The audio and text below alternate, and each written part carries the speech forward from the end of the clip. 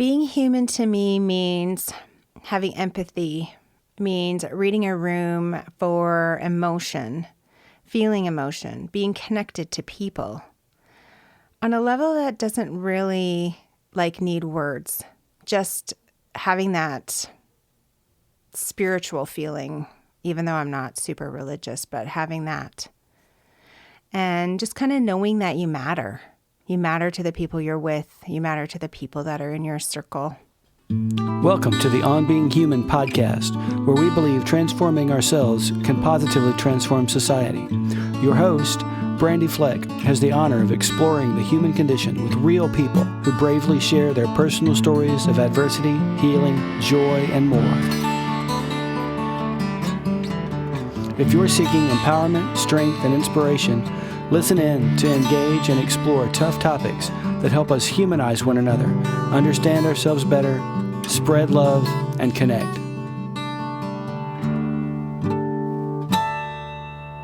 Welcome back this week to the On Being Human podcast. I'm your host, Brandy Fleck.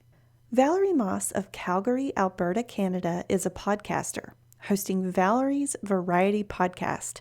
She's an audiobook narrator for books you can find on Audible, and she's a wife and mom. Valerie is many amazing things, but what Valerie is not is a paramedic or healthcare worker. However, she saved a life anyways, while on her honeymoon, while wearing a string bikini.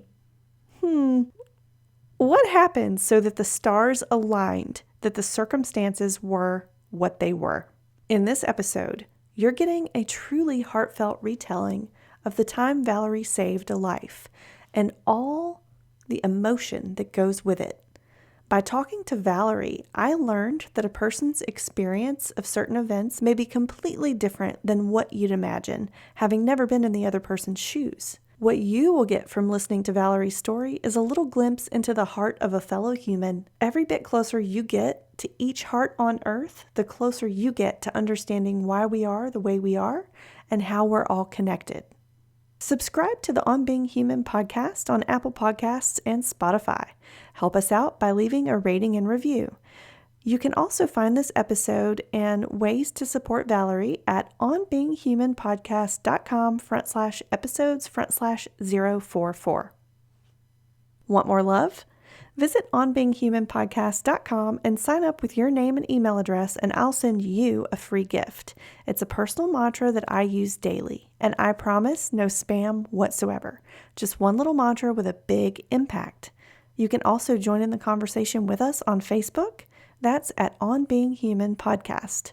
Now, let's hear from Valerie. Today, everybody, we are welcoming Valerie Moss to the show. Valerie, I'm so excited to have you here. Thanks for coming on. And how are you doing today?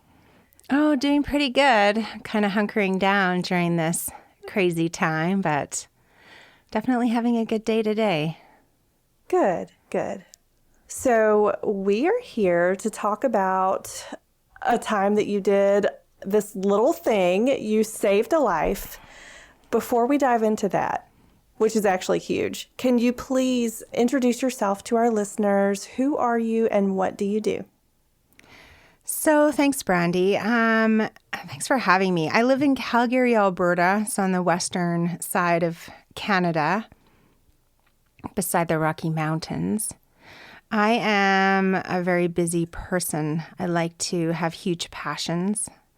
My kind of theme on my podcast and in life is eat, read, create. So I'm always figuring out a new recipe or trying a new restaurant or reading something or listening to an audiobook and creating a DIY project. I have lots of hobbies and passions, everything from like quilting to gardening to scrapbooking, cooking.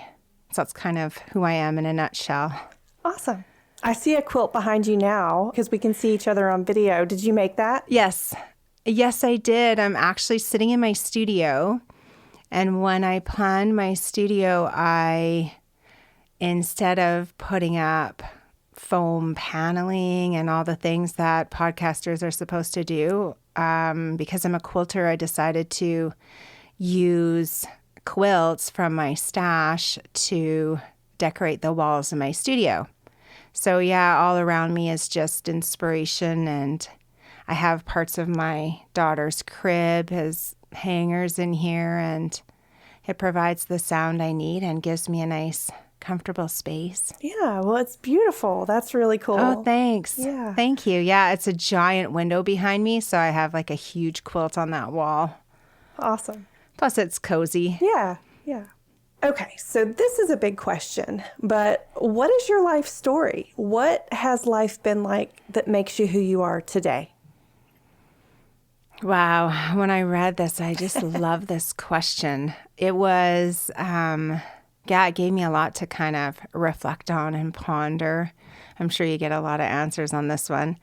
But my life is about being organic and just embracing situations and change and kind of just being open to what comes your way, whether it's good or bad or easy or hard.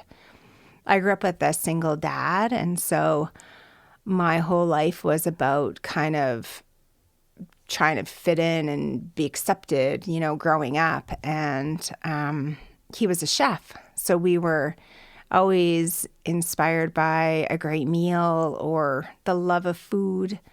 And he didn't really garden. I don't know exactly where I got that from, but he was a chef and taught us all the skills in the kitchen. So that's a huge part of my life.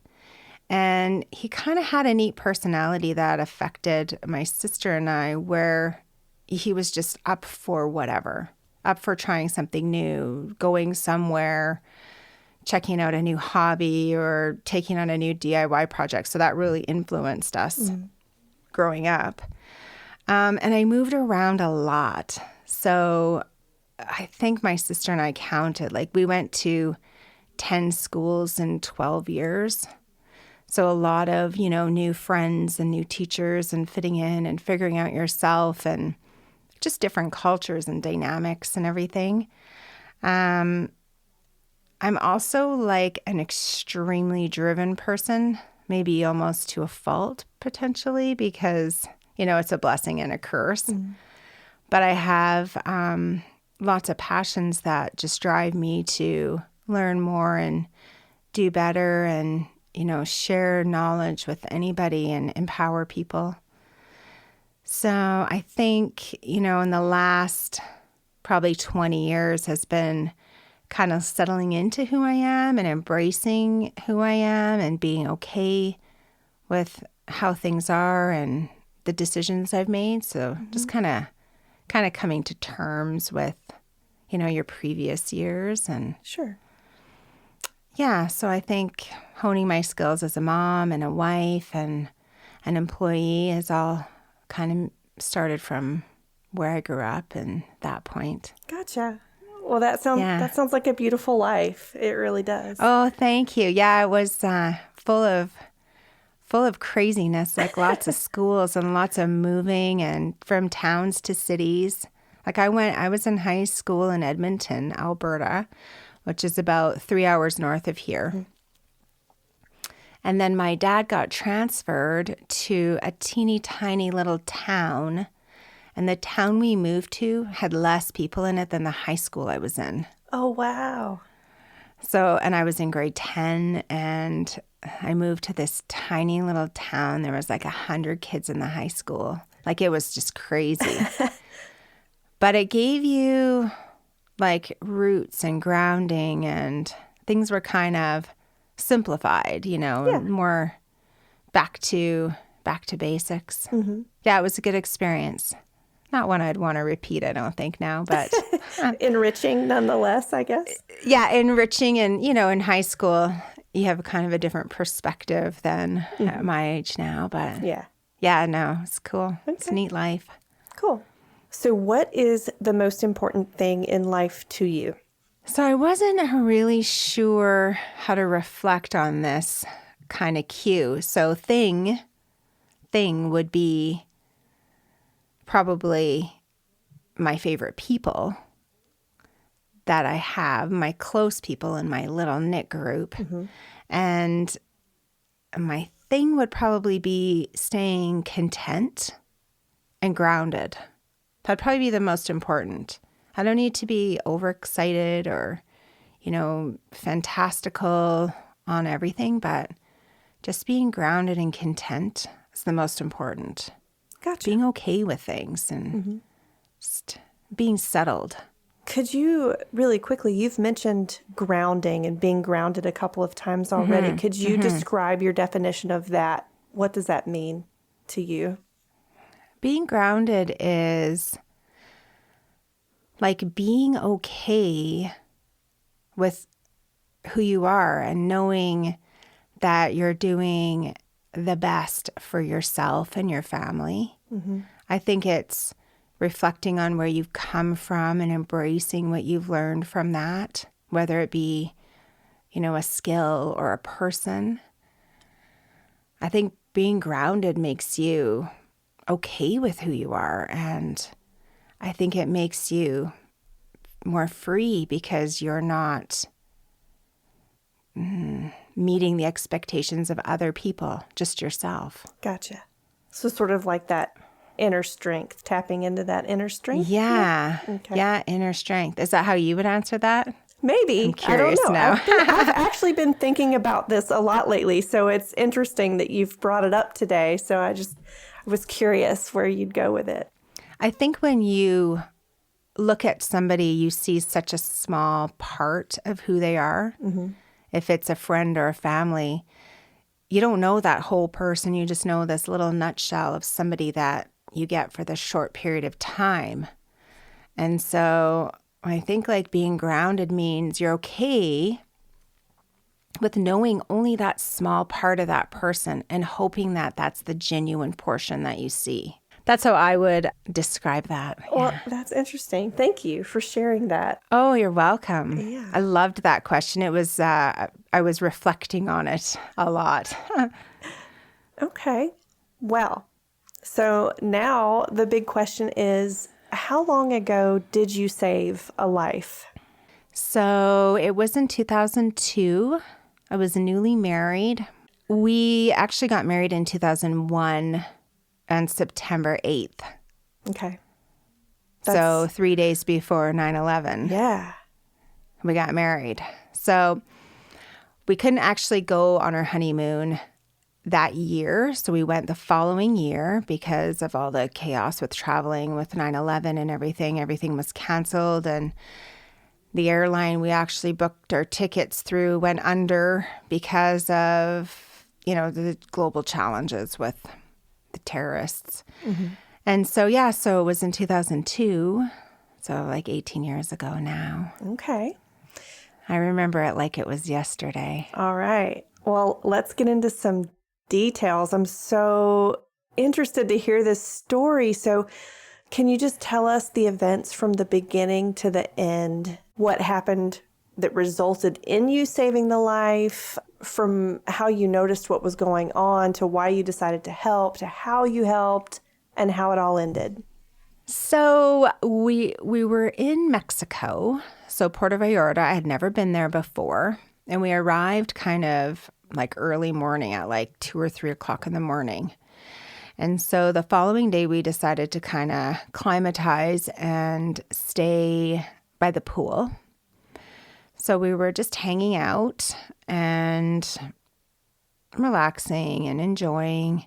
And I was actually facing away from the pool, laying on my stomach.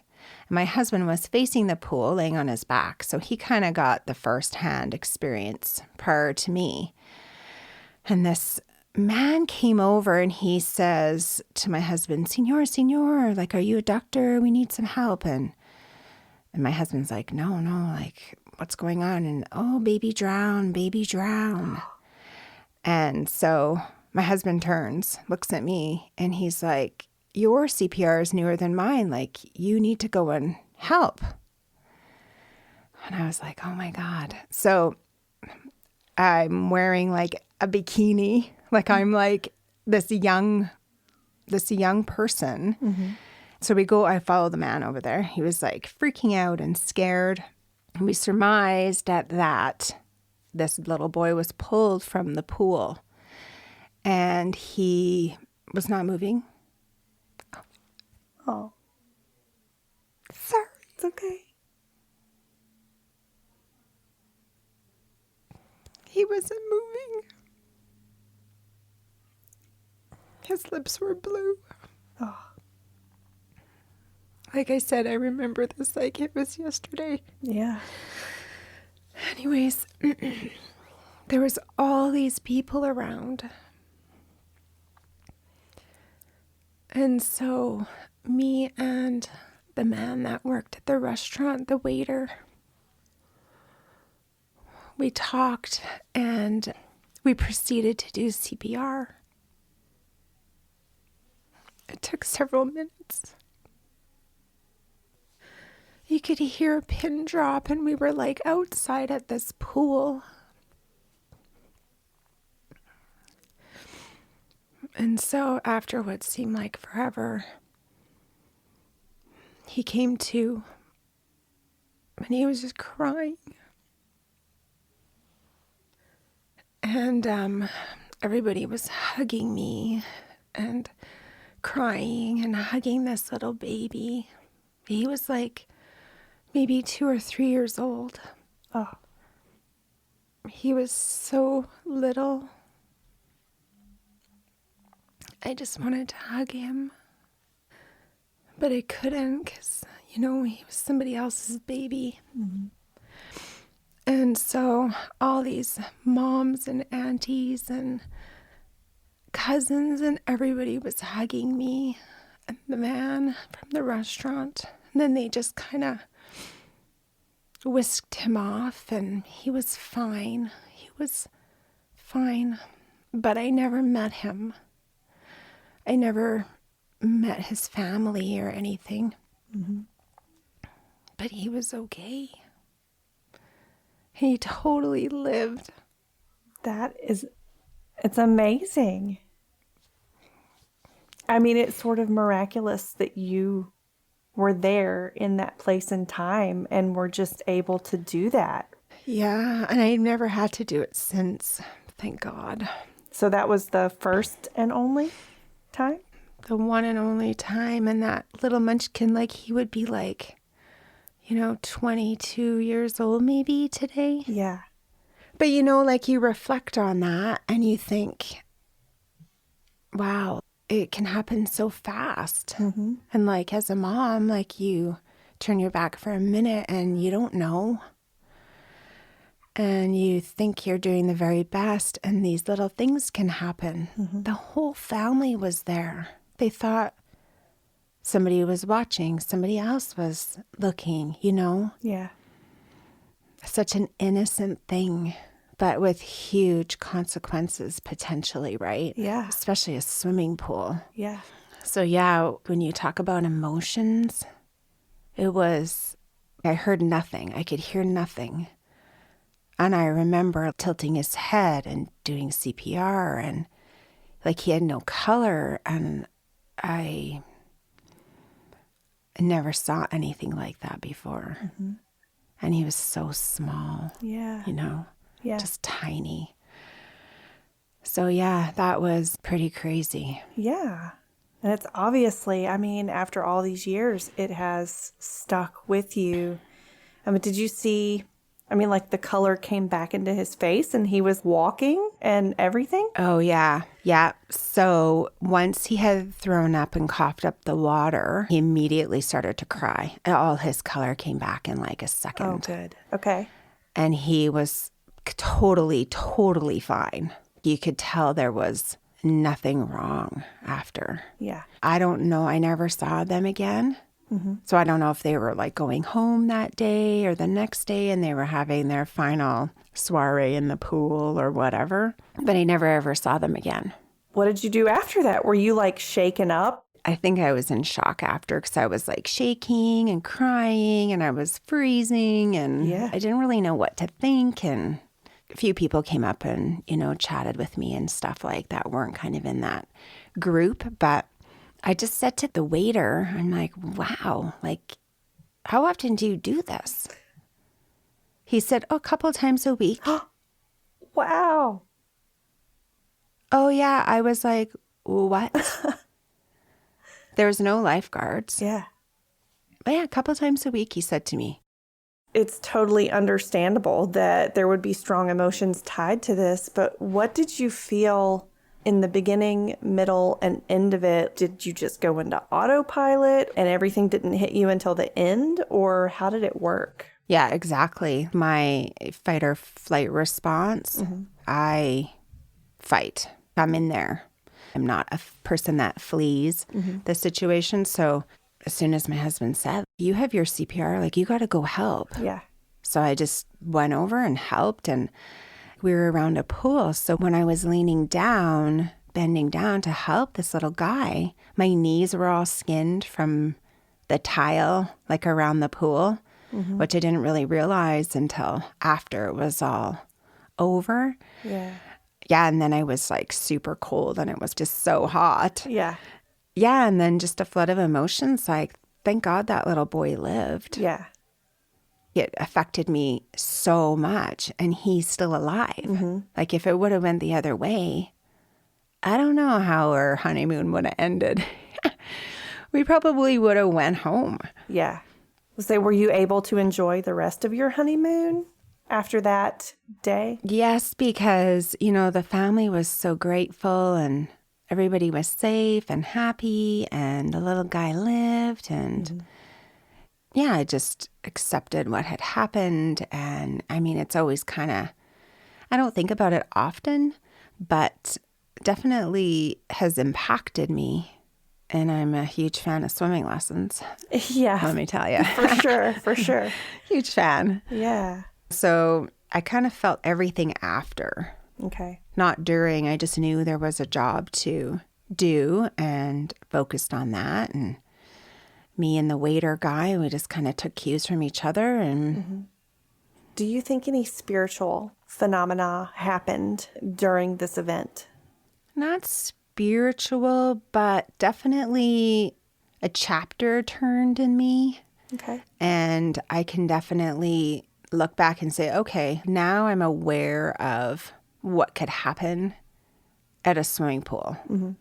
And I'm aware of how quickly, you know, a silly thing or life situation can change, especially now, these years later, being a parent and just seeing these little people and how much they need you every second in any kind of like a risky situation, like a swimming pool or, you know, playing at the park or whatever. And you have to just kind of not be apprehensive on anything, but just really be more aware. It just made me more aware of that. Gotcha. So every now and then, I guess you think about this. Well, how often would you say it comes up? And if it does, what makes it come up for you in your memories? I don't know. I probably didn't go into a swimming pool for maybe like 8 years after that. I didn't want to be at the beach. I didn't want to swim, but I didn't really do it like with a thought. It was just like, nah, I'm not going to the pool. I don't want to go to the pool. And yeah, so now I know that I just didn't go to the pool because I didn't want to be in this situation ever again. Gotcha. And even like somebody choking in a restaurant, I'm very aware of that. Or like, you know, when your kids choke on food or stupid things, like you're very aware of what could happen and how quickly, at least I am now. But one weird thing did happen. It was a few days later, we were still in Mexico, and we were kind of sitting watching the sunset, and we were sitting on the beach, and it was pretty dark, but not quite dark yet. And these two men go running by, and they're kind of like in these green army colored uniforms, and they have 5-gallon pails in their hands. So they go running up the beach. I'm like, what the heck is that about? Looked very official. And then about 15 minutes later or so, it was almost dark, so the sun had just kind of closing in on the night. They came running back by us. So I said to one of them, like, Senor, what's in the pail? Like, what are you doing? Oh, turtles. We're rescuing the turtles. And I'm like, you're rescuing the turtles, but kids are drowning in your pools? Like that, to me, was just so bizarre. Yeah. I don't know if you've been to Puerto Vallarta, but they have turtle sanctuaries everywhere. Okay. And so rescuing the turtle eggs, they get money for it. Okay. And so they have these sanctuaries so they can protect the big tortoises and turtles. And I mean, I don't know if it's an industry, but it's some sort of like a wildlife foundation or whatever for them. And I'm like, that is just, to me, was so bizarre. Yeah. Like here, you guys don't have lifeguards at the pools, but let's rescue the turtles. Yeah. I don't know. It was just so backwards from the way I was thinking in my frame of mind. Like it just didn't make sense to me. Yeah. I wonder if they have lifeguards now, if that ever changed. So we've been back a few times since then, and they did on the weekends. Okay. Because the weekends are much more busy than during the week. So we definitely noticed a significant difference. Yeah. I mean, it was almost 20 years ago, right? But Yeah. lots has changed. Safety is definitely higher up on the priority list than it was then. Yeah. For sure. So you say it took you about 8 years to get back to a pool or a beach. Was that a conscious decision to go back, or how do you think you sort of overcame that block that you had there? I mean, we don't live in a beach community. I live in the Rocky Mountains, so it's not like we have lakes all around us, and people don't really go to the beach that often. Okay. Not like in Florida or, we just don't have that kind of climate here. But Yeah. there's beaches and lakes. I don't know, like we have a giant water park mall here called Westminster Mall, and it has like a huge water theme park. And it's probably, I think it's one of the only ones in Western Canada. And so my nephews were going and my sister, and we went. And it was the first time I had been there. And I remembered walking in there going, wow, I remember why I never came into this place for so long. So it wasn't really conscious. It wasn't something I thought about, but I remembered walking in there and going, oh yeah, I remember why I don't want to be here.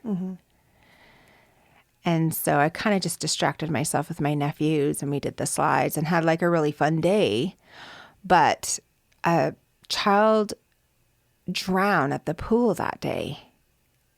But I wasn't around. I was on the slide or in the washroom or something when they brought in the ambulance and whatever to like take this. He didn't die, but he drowned and they had to resuscitate him or something. I wasn't around when that happened. Wow. That's crazy. Yeah. And so I was not around. And then when I came back, my sister's like, yeah, good thing you weren't here. This is what happened. Yeah. So I'm like, this is why I don't like pools. Water to me is just so risky. I don't know why. Yeah. Well, that's interesting.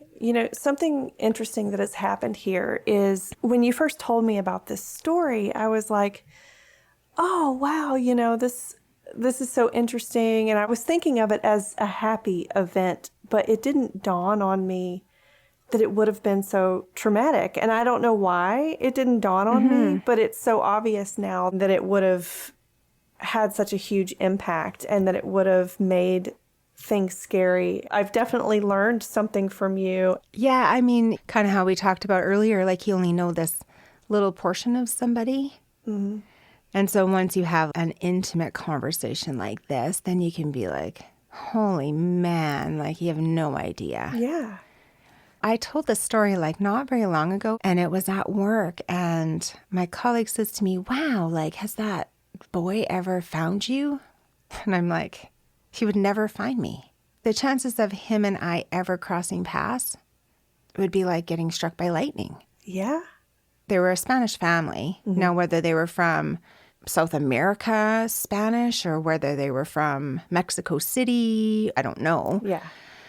But they definitely didn't speak English, and there was a ton of them there. They had this giant family around, and we went in the summer when it's the cheapest time to go because it's super hot, and that's when all the Spanish people go. Mexicans go in the summer because it's like their family time. Yeah. How I would ever cross paths with this little boy, like I have no idea. It'd be crazy if we ever did. And they didn't get your name or anything in the midst of it. Nothing. No. Like, it was just so, I mean, he lived, right? So that was it. Yeah. It was over after that. It was so crazy. Yeah. I mean, they were very grateful, like crying and hugging and just so grateful. But, you know, they had to repair their little family, right? Their moment. Right. Probably reflecting within their family. Right. Too. Yeah. Yeah. Because of their situation. So it's, I don't know. It's always been with me. I don't think of it often at all. Definitely when I go to a pool, though, my daughter's in swimming, and it's one thing that she doesn't get a choice. She has to go to swimming, and she has to continue swimming, and no negotiating on that one. Yeah. Yeah. I don't know if your kids are in swimming, but if I can give you any piece of advice. They're not right now. There's only one at this point who still doesn't know how to swim, so he needs to definitely go for sure. Yeah. If you got the chance to meet this boy, what would you say to him? I don't know. I'd probably just be like, look at how you turned out, kid. Yeah. You just did a great job, right? Yeah. I mean, I have no idea what he would be like, or like he'd be like a young man now, almost the same age as I was when I was there. Yeah. Yeah, I don't know what I would say. Give him a big hug. Happy to see him. Wouldn't that be crazy, though, if we ever crossed paths? It would be. Like, to line up those dates and figure out who he was and who the waiter was that worked there. And I don't know. You know what I mean? Like, Yeah. I mean, you hear crazy reunion stories all the time, but In the age of social media, there's got to be a way. There's got to be a way. 6 degrees of separation. Yeah. There'd have to be a way, but I don't know. I've never really thought of meeting him, or no, I never ever thought of it before. Well, you mentioned that this event has made you acutely aware of the risks of water and being vigilant and things like that with your children and other people. Has this changed your life in any other way? You know, because it's been so many years, it probably did back then, but that just became who I was today. So probably, but to pinpoint an exact thing, I'm pretty aware in a crowd. I'm pretty aware in a restaurant of a little baby choking or something like that. I'm acutely aware of it. That I would be, I'm ready. Like, I would be ready to step in or help out or something. But I think it's just me now, plus being a mom too, that you're just like, you would just do anything for these small beings that are around you and that you're responsible for. So I think that part in itself is more probably what made me like that today. Yeah. Just seeing how quick it can happen. Obviously, I'm an emotional person. That's obvious. But I'm pretty am very empathetic, and I can sense that a lot. And so to be aware of, not just a child fussing and, being crabby, really just knowing that that's a true feeling. Yeah. And I have a girl, so, they can be a bit more emotional, but I just tell her, like, you own how you feel. If you feel sad, feel sad. Yeah. If you're happy, be happy. Like, just really own it. Don't worry about what other people think. Not me or dad or your friends. Yeah. Feel how you feel All right. and embrace that. So I think that's helped just change me that way. Okay. Well, Valerie, this was an amazing story. And you did mention that you have a podcast, you have a variety show. So if our guests want to hear a little more from you about food and DIY and things like that, Yeah. where would they go to find you? Yeah. So I run a podcast called Valerie's Variety, and it's basically just kind of where we hang out. So we eat, read, and create. So anything, any food, favorite recipes, maybe something that's been passed down in your family, or a great restaurant you've tried. Those are the ones that we like to talk about. What you're reading, whether it's an audiobook or a podcast, or you're actually reading a novel, paper copy. We like to talk about those. And I also do voiceover work. So I narrate for Audible. Awesome. And I do voiceover for books. So I have done like over 25 books now for Audible. So I started as the podcaster, and then I went into that kind of field. So my podcasting isn't as consistent as it used to be, but it's still super fun. And I also have a segment on there, a Valerie segment, quote unquote. I don't know a lot of Valeries or any of them, so I started a segment all about our name, and I've interviewed people all over the world that have the name Valerie. So awesome. if there's any Valeries listening, reach out to me, because that's kind of a fun show I do. Yeah.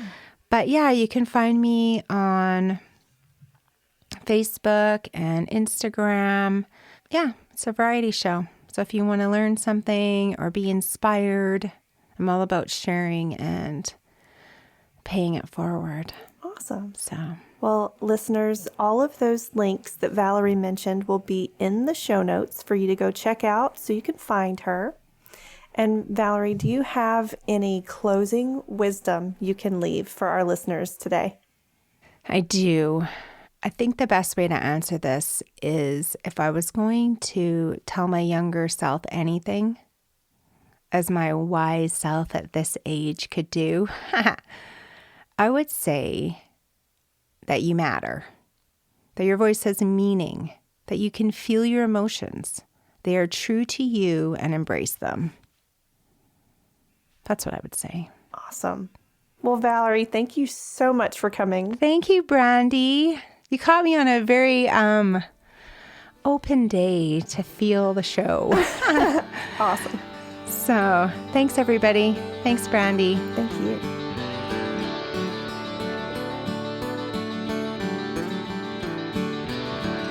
So there you have it. I hope you enjoyed this episode.